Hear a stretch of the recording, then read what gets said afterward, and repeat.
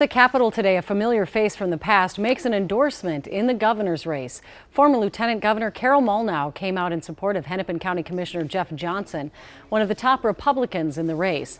Molnow's move generated some buzz because she served for 8 years with former Governor Tim Pawlenty, who is Jeff Johnson's top opponent in the GOP primary. He really supports a lot of the philosophies and the views that I support.